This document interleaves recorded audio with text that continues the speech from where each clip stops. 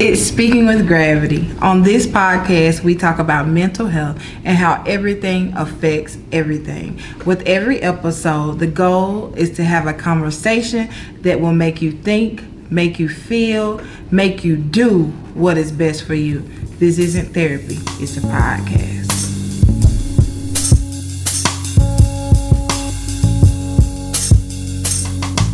Welcome back, y'all. It's Speaking with Gravity once again. I'm your host, Joshua. This is Hannah. I'm Dee. I'm Curvin. And we are the Speaking with Gravity podcast.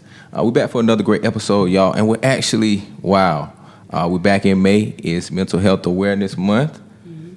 Mental Health Awareness Month. So definitely want to get into talking about therapy today and unpopular opinions and biases around therapy. You know, we got a lot of people talking about therapy, y'all.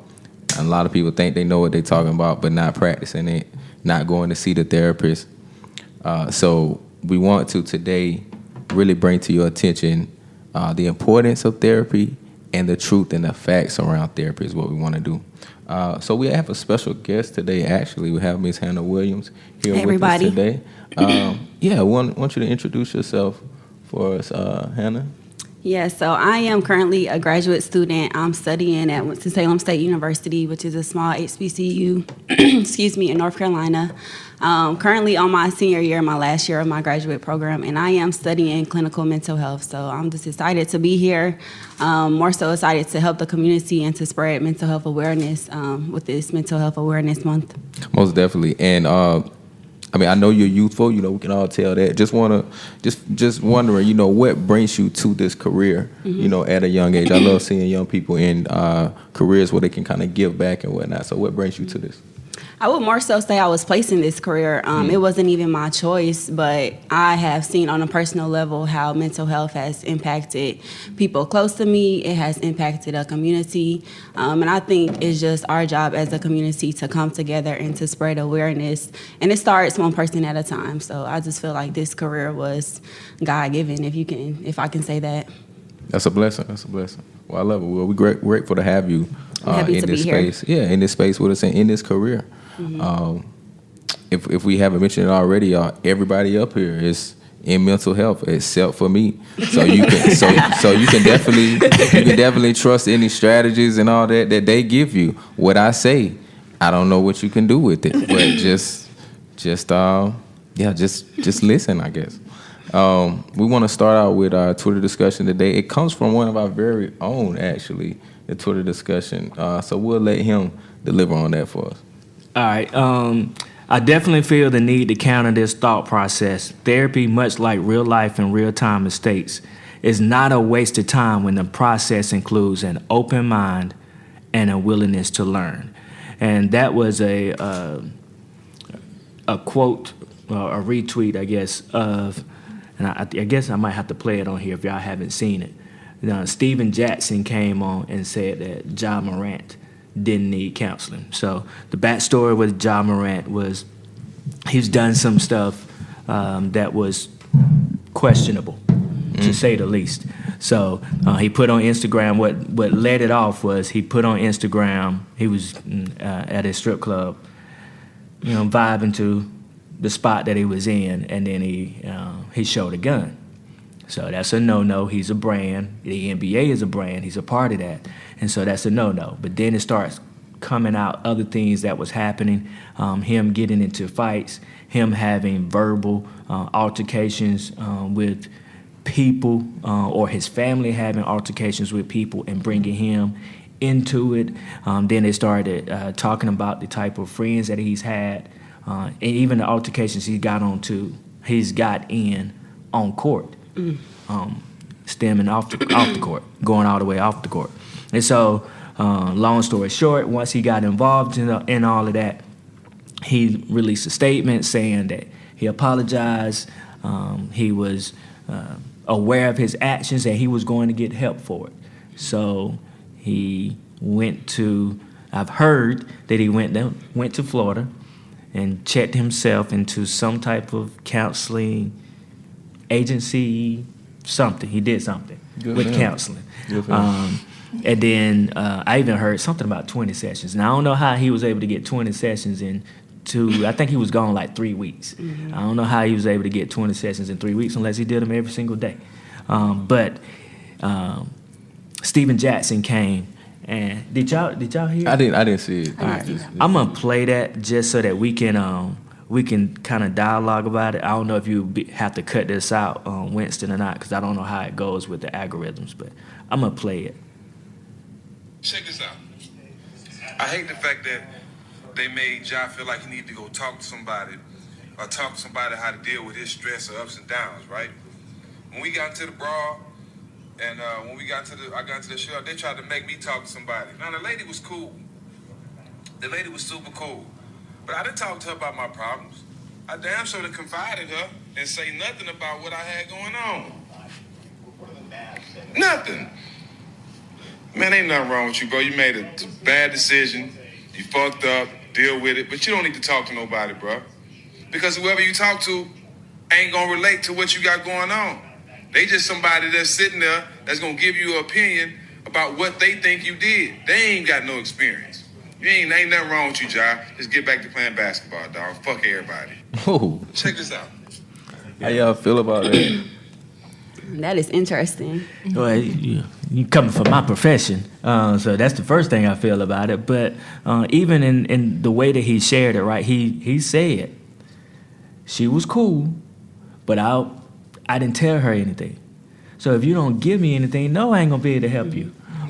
The other thing was he shared it. It seemed as if he was saying she was giving her opinion on something. It's not opinion. This is evidence-based. It's research that we're giving you based on what you present to us.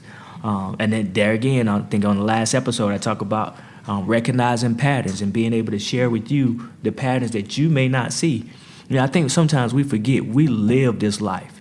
And when you're living life, you don't always remember how things connect. You remember the incident, you remember the situation, but you don't always look at the patterns until you start speaking it, talking it out loud, or you give it to somebody and they give it back like, hey man, you remember this and this? I remember having a conversation with one of my friends, and this was not therapy, but I had a conversation with him. Every so often he would come to me and talk about a breakup he had.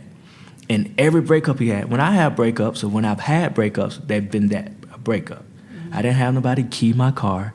I ain't have nobody slash my tires. I said, hey, man, what type of people you dealing with?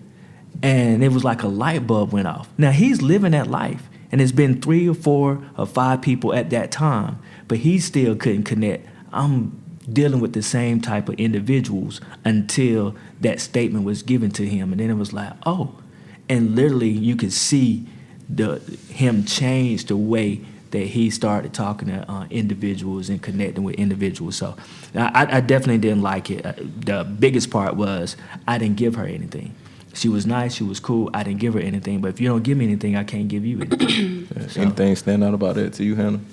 Yeah, I think that's very interesting. And this can be an example of how a lot of Black men feel about therapy and going to therapy in our community.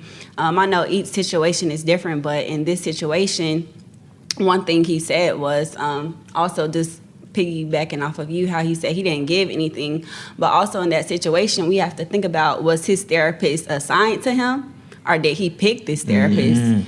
You know, with the NBA and everything, maybe they have a therapist that was assigned to this person, and maybe it didn't fit his cultural background. Maybe he didn't trust his therapist to give, you know, to open up about the problems that he was facing. So I think we have to, you know, analyze that. You know, if your therapist isn't someone that you can trust, of course you're not going to open up. And then in the long run, it's going to be a waste of time. Yeah, that affects it a lot. You feel any way about that, 2D? I think they've highlighted both of the main key concepts that I have pertaining to that video. Pretty much hit them on the head. And we do, it might not be a lot, but we do have African American therapists out there, psychologists, psychiatrists. They are out there, and you can find them. They not hiding. They're not running from you. they can be found. You can go on. Of course, Psychology Today was probably the biggest one, but outside of that, there is therapy for black girls. Yeah. And they then also there's have one therapy for black men. Mm-hmm. Yep. And they've got a couple of more that they won't come to my mind right off. There's Therapy Tribe. These are directories of psychologists and therapists that you can find. And if nothing else, people always listen to these different podcasts and stuff. Reach out to the different podcasts because if they're in that field, they know how to get you to the people that look like you. So. And can I also add, relating to the tweet, therapy is not a waste of time when the process includes an open mind and willingness to learn. Everything starts with an open mind. Mm-hmm. If you're forced to go to therapy, you may not have that open mind. You may not have that willingness, similar to the John Morant situation.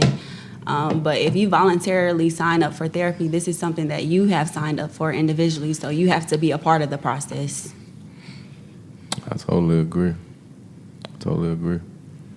Our QD of the hour. You want to get that to us, D? Okay, so according to the American Psychiatric Association, better known as APA, about 75% or 3/4 of people who try talk therapy notice its benefit. Hey, D, what is talk therapy? So talk therapy is basically therapy that is conversation. It's conversational therapy where there is an exchange of information from an individual to a professional. So just basic dialogue is what talk therapy entails. A traditional form of therapy that people, I guess, what people think about. It's also known as psychotherapy. Mm-hmm. What are some of the reasons that y'all have heard that people won't go to therapy or that people feel like therapy isn't for me? I'm gonna start off with. I think sometimes people don't feel as if therapy is accessible. They look at the cost. Again, going back to what we were talking about with cultural differences, they assume that there's nobody that look like them that's available to them in their particular area. But it is accessible. Most insurances do pay for it. So you don't have to necessarily. I didn't even know that. That changed a few years back, but yeah, most insurances That's do. dope. Most, but you still gotta call your insurance company and see, hey, do y'all provide mental health services? Okay.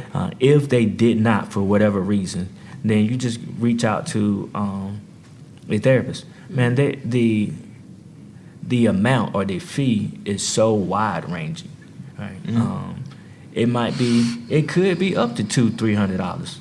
If you're going to a person who deems himself a specialist. That's without insurance too. Without insurance, or it could be. I've seen it as low as $60-something. Now, it might be lower than actually $30. If you go through, there's a directory called Open Path Collective.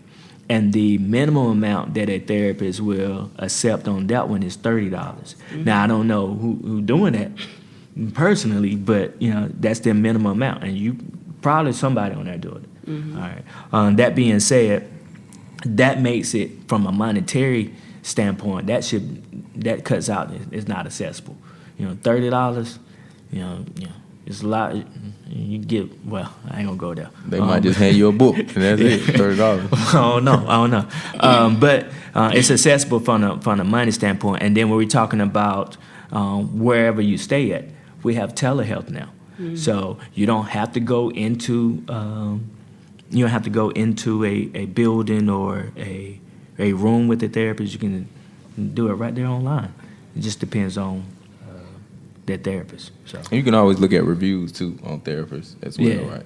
Yeah. So somebody that's got it for $30, they might actually be giving really good service. Yeah. Mm-hmm. Yes. I was joking about the book, about getting a book for $30. And when you go to these directories that we've mentioned, it's kind of set up like any other, like a social media.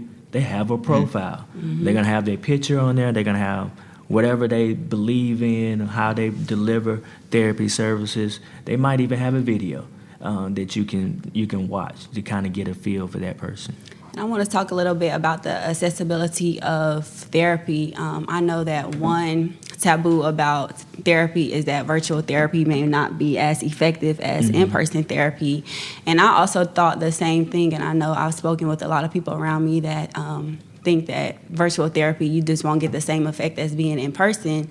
But that goes back to how we talked about everything starts with an open mind. If you're already going in saying, oh, this is not going to work, it probably won't work. But if you're going in with an open mind, thinking like, okay, let's try it out, you won't know how effective it is until you try. You can always change. I think that's one thing we have to normalize. If one therapist isn't working for you, you can go to another therapist. You can find another therapist, similar to doctors. If one doctor isn't, meeting your needs, you can find another doctor. So it's an open world out here. Yeah, kind of like getting a second opinion almost. So, yeah. But yeah, D, anything sticks out for you? No.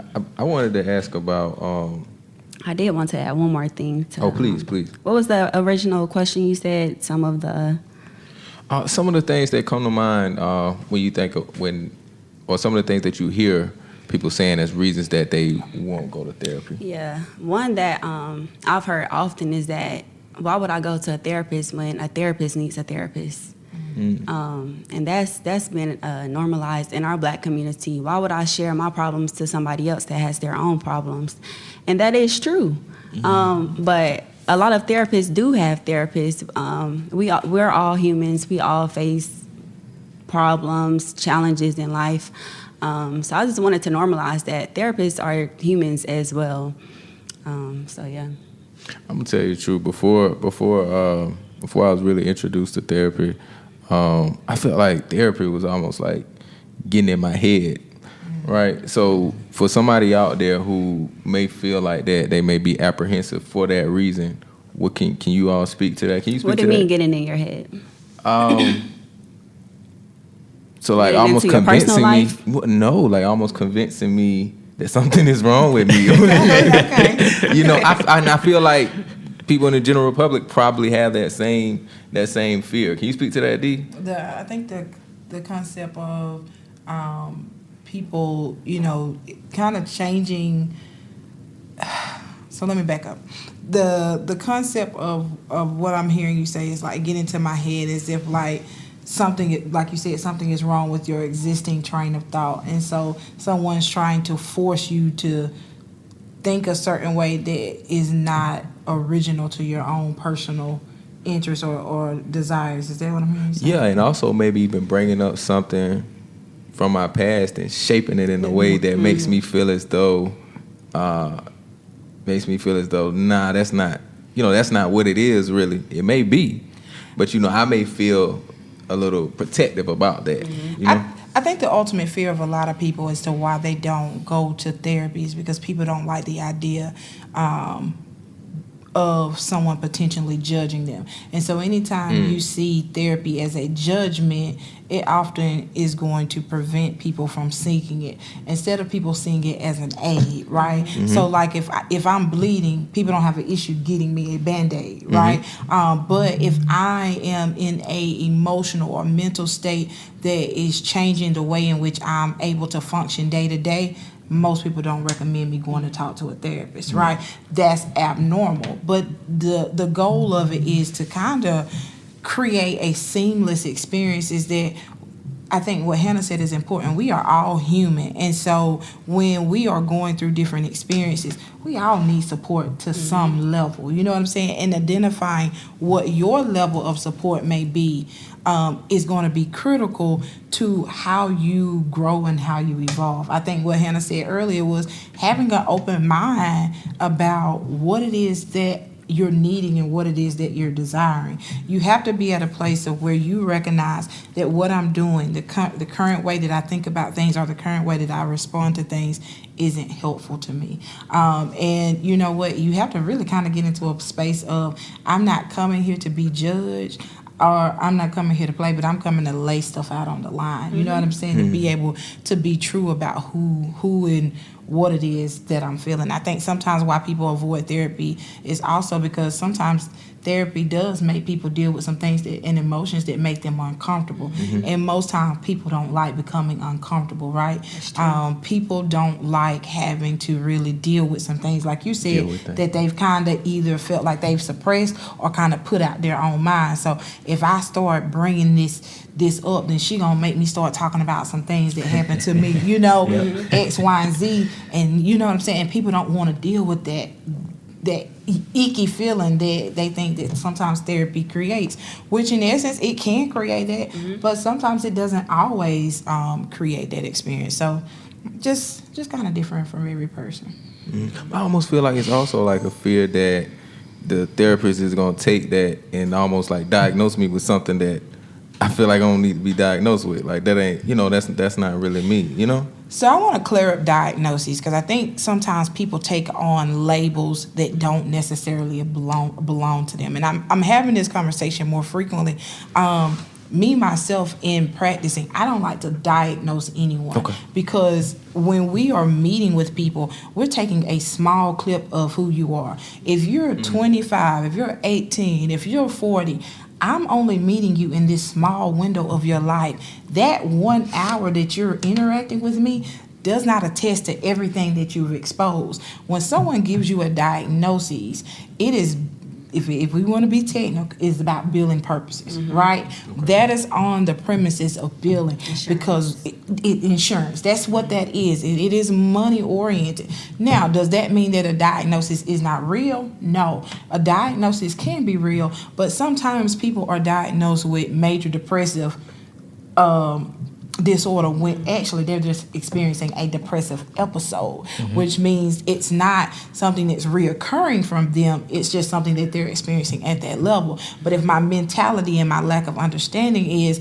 that this is a permanent state, now every situation that I experience, I'm thinking of it from a depressive standpoint, right? And so you have to be very intentional about your therapist. And so I've had people say to me, don't put that diagnosis on me, or don't do this. And I'm like, look, this doesn't define who you are. It does not make you depressive, or it does not make you, schizophrenic, or all of these things.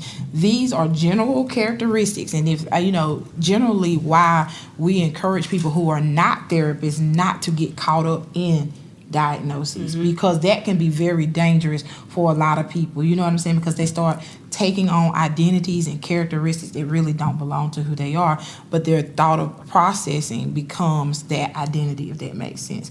Maybe went off a little far. So no, you definitely did not go off. You hit the nail. But I also want to say too, when you start taking on what you just said, you start taking on a diagnosis, it's almost as if you can allow yourself the space to have excuses. Right. Oh, I'm depressed, and this is why I'm doing this, which could be true, but it also could be you making an excuse for it. Or I'm bipolar, or you do something to somebody, I'm bipolar. You're in therapy to address those things so that you don't have to continually disrespect people or engage people in a way that they don't want to be engaged. You're emotionally, you're going to build your emotional intelligence. Right? You're going to become more aware of how you affect other people. Go ahead, Hannah.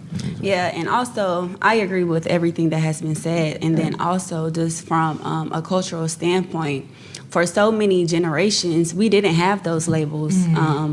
Someone is schizophrenic. We might have said, oh, they acting funny, they talking to themselves. Yeah. But now that we have these labels, I'm not a fan of, labeling a person. However, now that we have those labels, now we're able to get the proper support that we need. So if someone is depressed, okay, I might be experiencing depressive symptoms. I need to do A, B, and C. Okay, I might be bipolar. Now I need to do A, B, and C. But without those labels, we're not able to provide the proper support for their specific situation. So, I just wanted to add that to the table. And going back to the billing and labeling and stuff like that, you do. So the insurance company, you're paying them, and then they're paying the therapist. The insurance company don't want the therapist to see you for the remainder of your life once a week.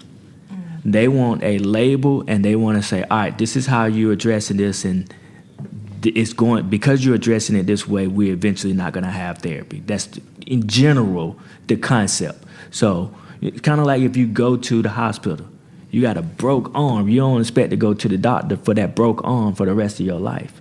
He's going to do certain interventions, certain techniques, certain surgeries that's going to fix it so you don't have to come back to him. And the insurance is going to pay him that set amount to do that so that you don't have to come back to him. And ultimately, that's why that person, if your insurance is paying for it, they have to give you a diagnosis so that the therapist himself or herself can get paid. Now, if you're paying out of pocket, the therapist may even say, and I have done it, I'm not going to give you a diagnosis. We're going to come in, we're going to deal with what you want to deal with because you're paying me.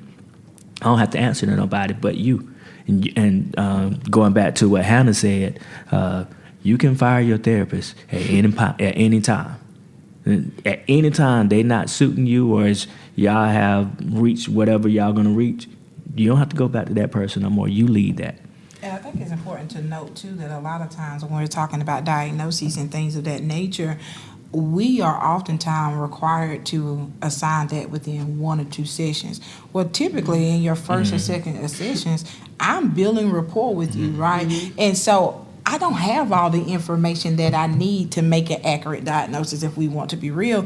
But what I do is try to take what you said. And so if you've highlighted mostly the negative things, I'm okay now this person is really that, so that's why diagnoses are not always permanent as well, you know what I'm saying? Because I could be thinking it's one thing, not realizing, okay, you've had, several deaths in the last 2 years, you just may have had a miscarriage. And so these life events that have occurred for you, are appropriate for what you have experienced, and therefore it's not necessarily a meaning that you're depressed.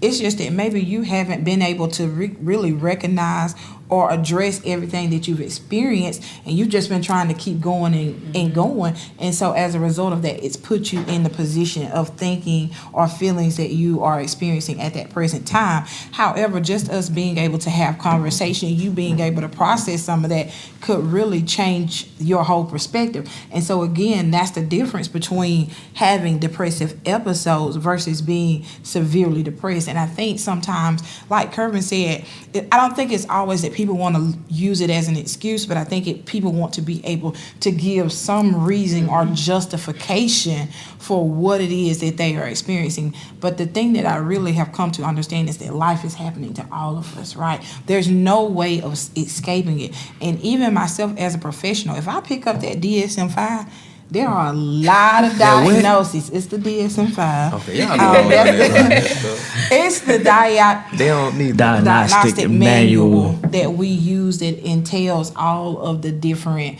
diagnoses and conditions that people can be associated with mental health. And is that a big book?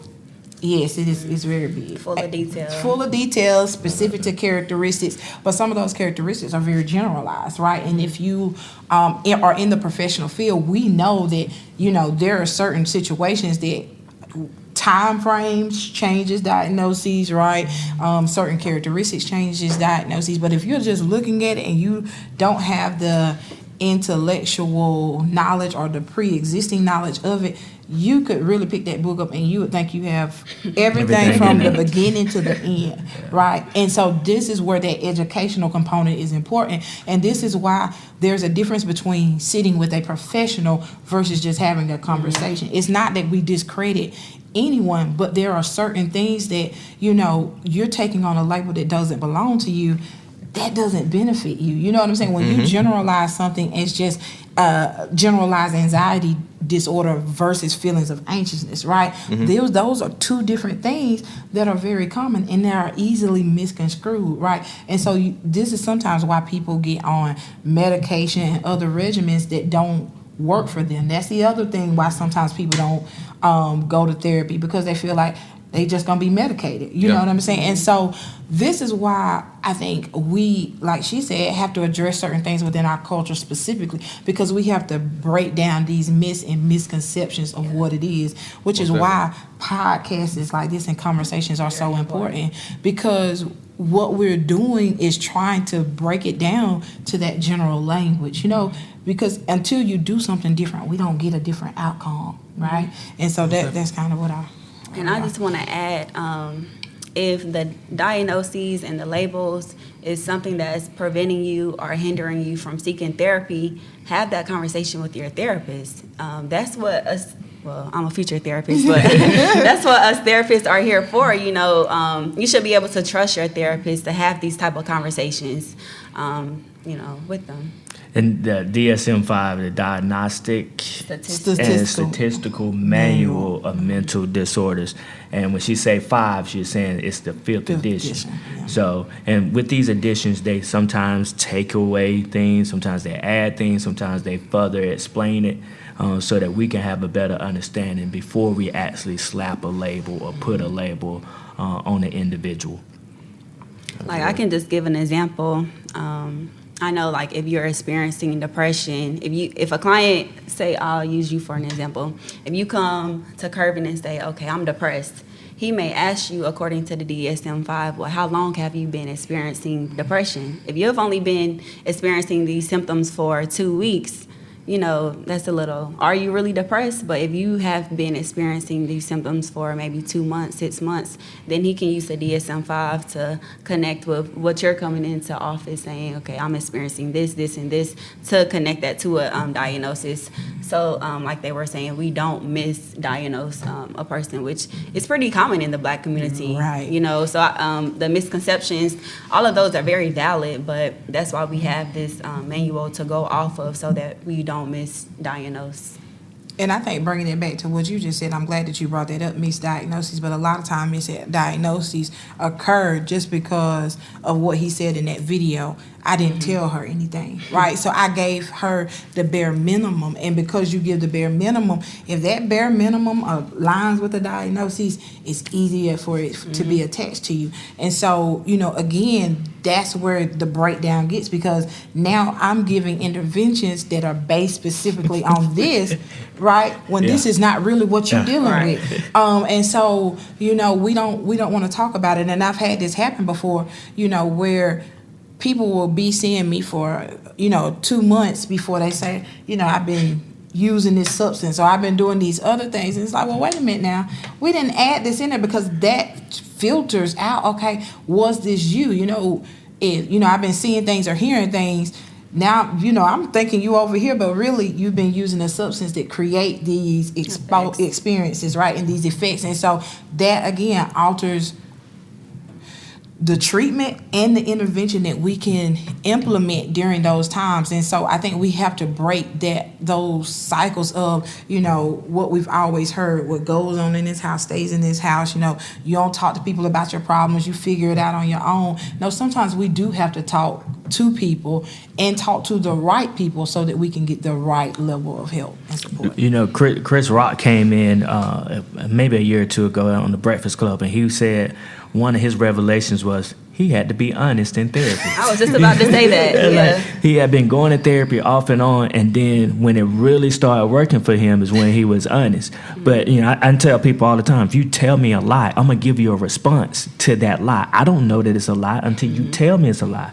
But I'm gonna give you an intervention, or I'm gonna try to work on some skills to address that lie. If you gave me a lie, no, therapy ain't gonna work, because I'm addressing what you gave me, and it is not really applicable to you. In that particular situation. So, just go in and be honest. So it's important to put in what you want out. Mm-hmm. Yeah, absolutely. I think just from what both of you all were saying, I heard that the core value here is honesty, being authentic. And that can be hard, when you're signing up with a therapist that you've never had a conversation with before. You don't know them in the past. One thing that I would suggest is to have like a consultation with your therapist before you start that first session, just to see, is this someone that I can build a relationship with? A professional relationship with? Is this someone that I can trust to share my to be honest with. I remember in grad school, to your point, one of our assignments, this was the first time I had did it, was to go to a therapist. And I went for the first time, man, it was so uncomfortable to me. Now, it hasn't been uncomfortable since then. What was uncomfortable about it? Being in front of a person, sharing whatever, in that particular situation. Responding to those questions? Responding to the questions. Now, some people, people are different. So some people will come in and they're going to give you what they're going to give you. And then other people, you kind of got to ask stuff. And when I was, the very first time that I was in there, that I did therapy, the person had to just kind of ask me in order for that conversation to go. Now, since that time, I have been able to go in and just talk about whatever I'm going to talk about. And I'm pretty sure the therapist is probably happy. You've been intentional with it now, but in the beginning, you kind of had to do it. So it wasn't, had to do it, didn't know what I was doing, Yeah. didn't know what I wanted to talk about, and that person asking me questions. And vulnerability is hard. Yeah. You know, it's hard to express that your past traumas. It's hard to express the problems you're currently dealing with to someone else. That is difficult to do. But go ahead. Yeah, I was just gonna say it's difficult to do, but that can be the exact thing that's stopping you from becoming a better person, from growing. Absolutely. Yep. You could be your biggest enemy. Definitely. And I think, too, part of the other myth for why people don't go to therapy, and it may be used, I think, as Kirby said earlier, as an excuse, is that the therapist doesn't look like me. I want to break the myth of that a person has to mirror you or have the same ethical background as you to connect to you, because people can look like you and still not connect to you. And so, being open-minded to who you're going to see, having questions when you go into this, like, what is your your familiarity with working with individuals from my background. You can ask these questions, because I tell people all the time, it's nothing different than like you're going on an interview. While you're hoping to obtain the job, you should be interviewing the person that or the agency that you're applying for as well, right? So while you're going to see a therapist, you should be interviewing that therapist, because yes, I can put that I specialize in this, but sometimes people do a training for 6 months and now that makes them a specialist, right? Or 6 hours. And so you have to be intentional about, what I'm saying, does this actually fit what I need in this era? And you know what, let's be honest, all therapists ain't meant for everybody. And I will tell a person, based off of what you need and where you are, I'm not the therapist for you.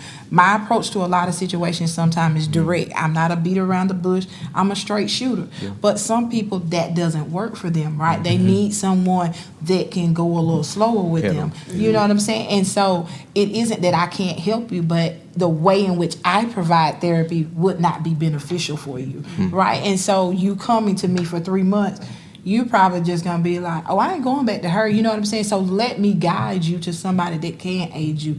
And that's okay. That doesn't mean there's something more wrong with you. And that doesn't mean I'm not good at what I do. It just means that I'm not the right fit for you. And I think that's what we have to normalize, is that we do have to ask questions. We do have to do things. One of the things that I saw from our community working in a doctor's office is sometimes we just accept anything people say. We don't ask questions about nothing. They just tell us to do something, take something. This is how I'm supposed to feel, and that's it. You talking about black folks? Yes, okay. Our people. You wanted to make that clear, huh? Yeah, our people. Well, I thought you were saying people in the doctor's office. I don't know. When I worked in the doctor's office. So back that up if I created that misconfusion or that confusion. I'm sorry. It's probably me. No, it's probably me, because sometimes my mind, I tell people that all the time, you got to stick with me because I'll be going somewhere, but take me some time to get there. But working in that setting, oftentimes I've seen from our people, African American people or people of color, Ty ain't here to correct me, but just how often we just accept anything that people tell us, right? And we look for people to have an answer instead of realizing that answer sometimes originates from us. In therapy, the answers that you have to help you solve your problem in true honesty is going to come from you, right? Because while I'm using certain techniques and certain approaches and certain interventions, the true gift and the true solution of that is going to come from you practicing that and putting it into work and figuring out how it works best for you. And so a lot of times people are afraid of realizing that the answer that they have has been with them the entire time. They just haven't been willing to open themselves up to use it. You got to put in the work. Yeah. I think that's another unpopular opinion about therapy is that it requires work. It's not easy, and not everyone is ready to put in that work. I can speak from a personal standpoint. I started therapy years ago, and then like Kervin was saying, once I started my graduate program, it was kind of encouraged for us to go to therapy so we could resolve our past traumas and our, general issues that we're dealing with in life before we're able to help other people. So, you have to put in the work. It's not easy. You have to put in the work. You have to be ready to put in the work. So, sound like you all are therapists or are becoming therapists that have gone to therapy. Winston texted me a really good question. He asked, as a therapist that has gone to therapy, did you ever or do you find yourself anticipating things that they'll ask you? In my situation, no. I preface that with when I'm going to therapy, right? I'm going to somebody to deal with a situation. They're gonna be more like what Dee said. They're not gonna just. It's not cookie cutter. I hope I'm not being disrespectful to anybody, but it's not cookie cutter. It's not by the book. They're gonna come at me. They're gonna come at me raw. So I don't know where they're coming. I don't know what they're doing. And even though by the end result, will I see where they have, how they came to that? Yes, because I'm a therapist. But no, they're probably pretty darn good. And so, no, I can't see what's coming. Yeah. Somebody, and with all due respect to Miss Hannah, I may be able to see her because she's just coming out of school. And if I go to her, I might be able to see where she's going because she's learning throughout that process, and she's dealing with somebody who's done it for a couple of years. Yeah. All right. That's not to say that once she come out of school, nobody should go to her because she is going to be ahead of a lot of people in general. But for a therapist who's done it for a good while, I might see what she's doing. But then that's also probably why I wouldn't necessarily go to her at first. I'm not going to. Right now, I'm not going to go to anybody that just graduated. That's just me. Not saying there's nothing wrong with it. Yeah. But that's my answer to your question. I hope Dee don't jump on me too bad about that. No, I think my answer to that is that knowing my own self and knowing my personality, am very intentional and selective about who I use for that level of support. And I think that's where, as a therapist, I use those therapeutic skills of, is this person going to be intimidated by what I do? Oftentimes, when I go to see a therapist, I don't tell a person that that's something that I engage in, right? Because I want to see their skill set from this. And if I say something, I want to see if they're willing to explore that with me or if they make note of that, because that lets me know from my experience whether they can handle maybe the level of conflict that I am presenting with at that time. And that's something that being in the profession allows me to do. And so it doesn't discredit someone because they don't have as much experience or give credit to someone because they do. Because just because a person's been a therapist for 20 years doesn't make them a good therapist, right? And so it just, again, is really about me finding someone that matches me. And that's why it's important to have conversations about what it is that you're dealing with, what it is that you're looking for, because if I'm a really good therapist, I will tell you that that's not my area of expertise or that your level of need exceeds what I'm able to provide right now, and then direct you to someone who can aid you. It can be very challenging being a therapist and being in therapy because you find yourself wanting to challenge a lot of things, just as you would in any profession, right? Because we still got mess too, and it's I don't sometimes. know. I think you just a challenger though. Yeah, by nature. But sometimes it's hard to realize you got mess on your shoe too. You know what I'm saying? It's hard to come to terms with that. But that's why I respect the profession, because sometimes you're walking around with an odor that you don't recognize, right? And you don't know where it originated from, but it's because you done stepped in some dew. You know what I'm saying? Yeah. And until someone brings it to your attention, you don't realize it. You know what I'm saying? And you're walking around and people are saying things about you. People are talking about you. People are smelling your mess. And you're not able to change it because you don't know that it's there yet. You know what I'm saying? And so you thinking it's everybody else. And the truth of the matter is it's really you. And that's why, again, therapy, even as a therapist, is important, because sometimes I need help seeing my mess. Now I don't do what I tell you I'm a therapist when I get in. I need you to know, so you coming at me as strong as you can come at me, because you only got one chance. You only got one chance. With me, you only got one chance, and then I'm on to the next one. I got you. I want to ask a quick question to y'all, being that it's Mental Health Awareness Month.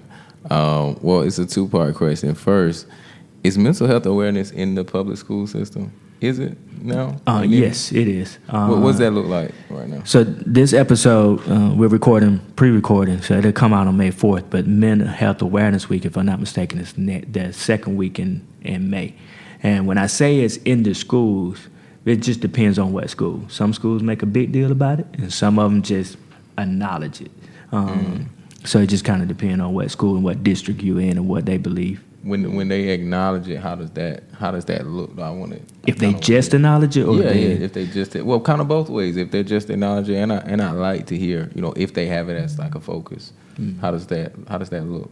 I've seen it where they just acknowledged it, or the school that I was associated with, they had like a weekly show or whatever, and they'll put it in there.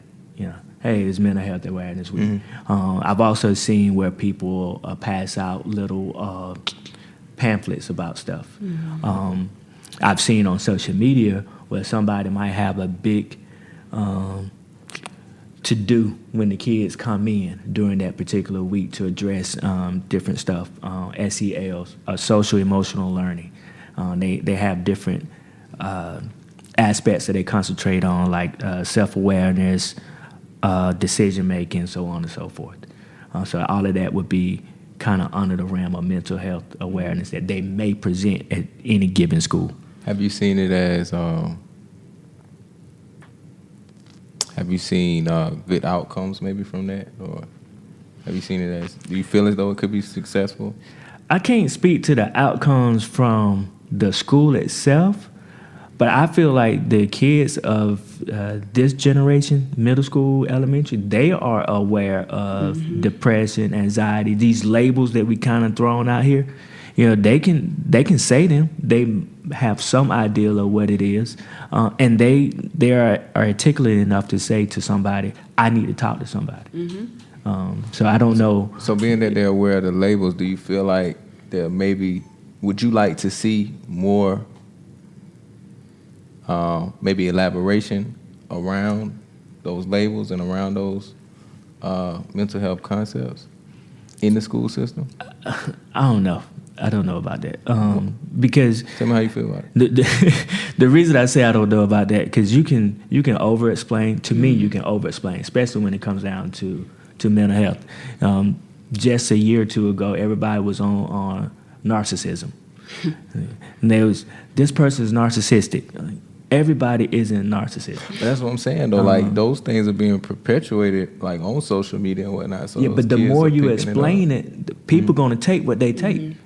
So the masses is going to take what they take. So when you come into an individual setting, now I can kind of really over-explain and just really give you, all right, this is what it is, as opposed to me trying to come into a group setting, it's 25 students or it's 300 students.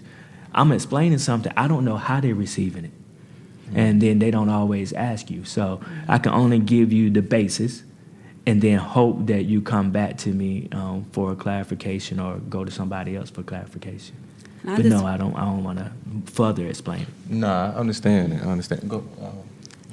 No, you're fine. I just want to add that society as a whole, we have made a lot of progress when it comes to mental health. I'm still in my 20s, and I can remember just 10 years ago when I was in middle school and high school, we didn't have these conversations. We didn't have these mental health conversations. So, and then if we look back 10 or 15 years ago, before that, was mental health even a common topic to talk about in school?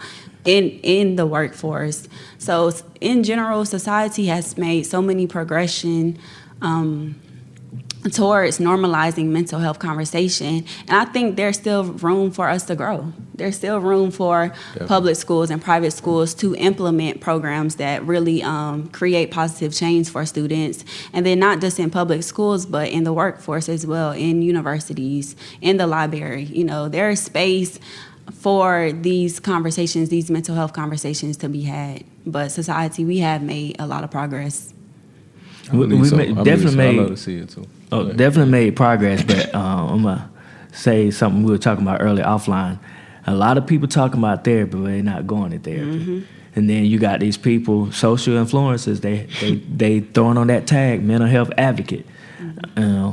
I don't know if they going to therapy or not, but sometimes I'm like, man, they talking and they pretty much repeating something they done said, they done heard from a psychotherapist or another therapist. But social media. Yep. But we got to go beyond that conversation and actually get to the process of going to therapy to address whatever individually we need to address, not what I just heard I might need to go over. Yeah, and one thing that I do, every Monday I have Mental Health Mondays on my personal social media account. And this is just a way to normalize conversations around. Yeah, it's you gotta give us your social media too. Yeah, most definitely I will at the end. But it's just a way to normalize mental health conversation. And I've had a lot of feedback. People say that I didn't even know, but I've had people come up to me and say, I use your post every Monday and I evaluate my relationships. I evaluate, my bonds that I have with people. I evaluate the way I communicate my feelings. So I think just normalizing these conversations, that's a start. But like Kervin was saying, we have to put in the work, the actions, and actually start going to therapy so that we can start creating change in our lives. Most definitely. Anybody else got anything to add on top of this episode? I think some great things have been discussed and some great topics covered, some great advice given. But anybody got anything to add? Man, you can really go a lot of ways with this. Unpopular opinions about therapy.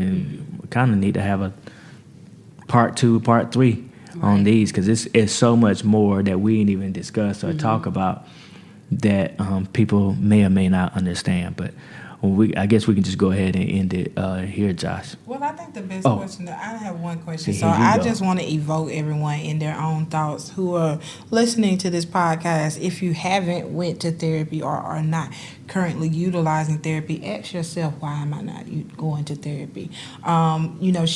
Miss Hannah mentioned the workforce.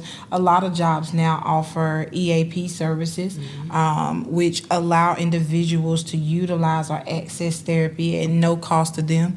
Generally, anywhere from about 3 to 6 or more sessions where they can go in and actually speak with a professional, either via telehealth for those who are comfortable experiencing therapy within their own homes, or referring them to other professionals where they may be able to sit down and have face-to-face conversation. And so the goal of this podcast is to make you think about that. And so I challenge us all to begin utilizing the resources that are available for us. It's hard to really get benefit from something that you're not taking advantage of, right? And just because you're not using it doesn't mean it doesn't work. And that's my end. Yeah, I wanted to add one thing. You mentioned about the insurance and the billing piece, and also what I've seen, because I actually work at a mental health facility now in Charlotte, and what I've seen is individuals are able to use their HSA or FSA cards from work and use, which is just like a debit card that has prepaid money on it. They're able to use that voucher to apply to mental health services as well. So, we could always make excuses, but have you tried to find a solution to those excuses? And then I just wanted to add that therapy is not a last resort. Don't let therapy be the last resort. You've tried A, B, and C, and now you're exhausted, or now you're a ticking bomb, and now you have to go to therapy. Don't let therapy be a last resort. Let it be something that you want to do.